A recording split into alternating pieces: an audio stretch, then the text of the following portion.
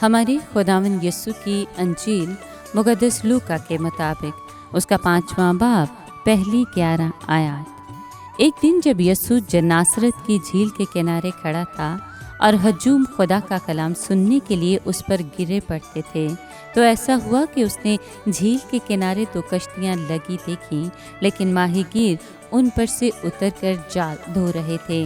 उसने उनमें से उस कश्ती पर चढ़कर जो शमाउन की थी उससे दरख्वास्त की कि किनारे से ज़रा हटा ले चल, और वो बैठकर हजूम की कश्ती पर से तालीम देने लगा। जब कलाम कर चुका तो शमाउन से कहा कि गहरे में ले चल और तुम शिकार के लिए अपने जाल डालो। शमाउन ने जवाब में कहा कि ए उस्ताद, हमने सारी रात मेहनत की मगर कुछ हासिल ना हुआ, लेकिन तेरे कहने से जाल डालूंगा। और जब उन्होंने ये किया तो मछलियों का बड़ा गौल घेर लिया और उनके जाल फटने लगे। तब उन्होंने अपने शुरका को जो दूसरी कश्ती पर थे इशारा किया कि आओ हमारी मदद करो। वो आए और दोनों कश्तियाँ ऐसी भर दी कि डूबने लगीं। शमौन पतरस ने ये देखकर यीशु के पांव पर गिर कर कहा कि ऐ खुदावंद, मेरे पास से चला जा, इसलिए कि मैं गुनहगार आदमी हूँ। क्योंकि इस माहीगीरी के सबब जो उन्होंने की थी वो और उसके सब साथी नहायत हैरान हुए, और वैसे ही जब्दी के बेटे याकूब और यूहन्ना भी जो शमौन के शरीक थे। तब यीशु ने शमौन से कहा, मत डर, इस वक्त से तू आदमगीरी करेगा। वो कश्तियों को किनारे पर ले आए और सब कुछ छोड़कर उसके पीछे हो लिए। पाक कलाम के पढ़े और सुने जाने पर खुदावंद की बरकत हो, खुदा का शुक्र हो।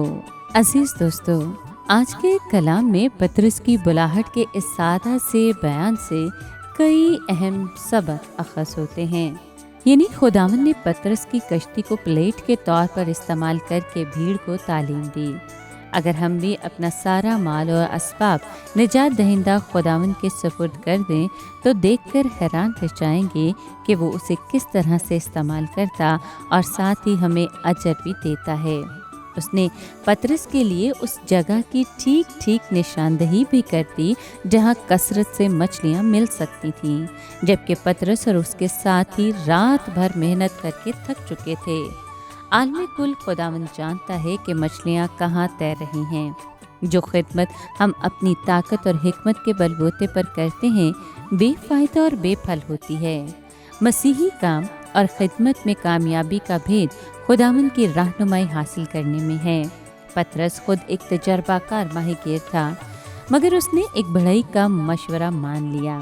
मगर तेरे कहने से जाल डालता हूँ, और खुदावंद की बात मानने से नतीजा ये हुआ कि जाल भर गए। इससे हलीमी, तालीम पजीरी और बेचूं चरा फरमाबरदारी की कदर कीमत और अहमियत वाज़ेह होती है। ये गहरे पानी थे जहाँ जाल इतने भर गए कि फटने लगे। चुनांचे ज़रूर है कि हम अब इस साहिल को छोड़ दें और कामिल ताबे फरमानी और सपुर्दगी के जवार भाटे पर चढ़कर खुले समंदर में आगे बढ़ें। ईमान का समंदर गहरा होता है, इसी तरह दुख, गम और नुकसान का समंदर भी गहरा होता है, और यही गहरे पानी में डाले हुए जाल ही मछलियों से भर जाते हैं। उनके जाल फटने लगे और कश्तियाँ डूबने लगीं।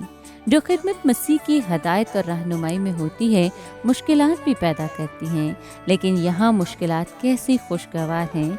ये मुश्किलात ऐसी होती हैं जिनसे एक सच्चे माहीगीर के दिल में खुशी की लहर दौड़ जाती है। यशायाह नबी के साथ भी यही हुआ था, बल्कि जितने लोग बादशाह को अपने जाहो जलाल और हुस्न में देखते हैं उन सब के साथ ऐसा ही होता है। पतरस अपने रोज़मर्रा के आम काम में मसरूफ़ था जब यीशु ने उसे बुलाया और आदमियों का शिकारी बना दिया।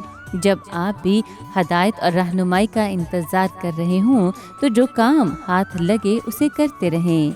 अपनी पूरी कुव्वत से करें, पूरे दिल से करें, जैसे कि खुदावंद के लिए कर रहे हों।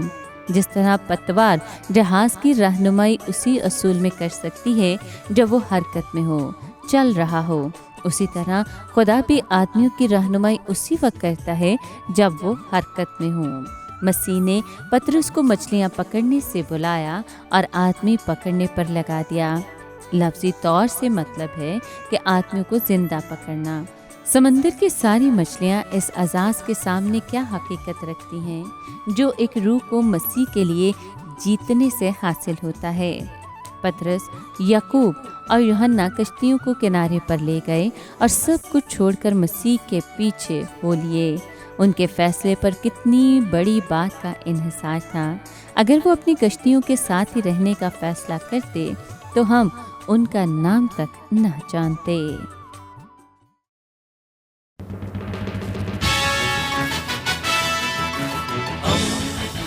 दोस्ती का पैगंबर, रेडियो वेरितास एशिया।